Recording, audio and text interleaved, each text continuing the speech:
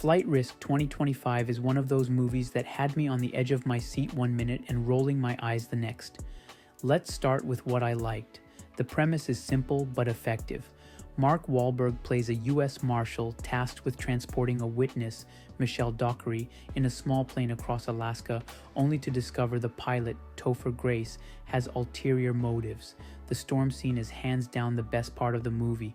The plane is shaking violently, lightning is flashing everywhere, and the sound design makes you feel like you're right there in the cockpit.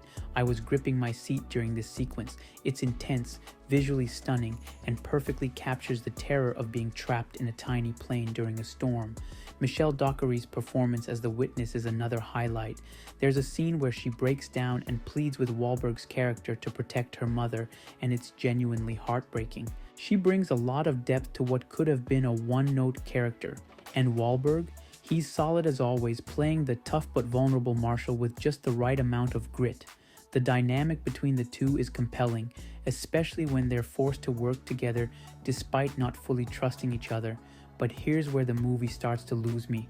The pacing is all over the place. There's a stretch in the middle where the plane is just flying through calm skies and the characters are having these long, drawn-out conversations that feel like filler.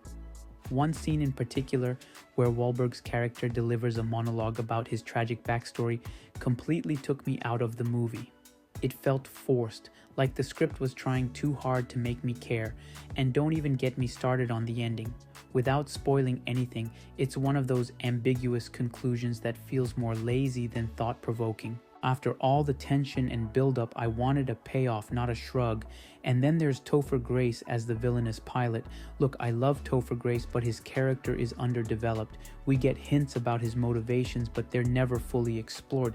There's a moment where he reveals his plan, and instead of feeling menacing, it just made me think, wait, that's it? He's not a bad villain, but he could have been so much more.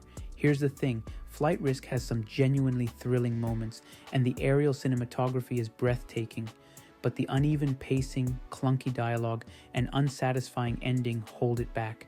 I wanted to love this movie, but I walked away feeling frustrated. In my opinion, this movie is a 6.5 out of 10. It's worth watching for the storm scene and Michelle Dockery's performance, but don't expect a masterpiece. If you're a fan of survival thrillers, give it a shot. Just be prepared for some bumps along the way. If you enjoyed this review, don't forget to hit that like button and subscribe for more movie takes. Thanks for watching, and I'll see you in the next one.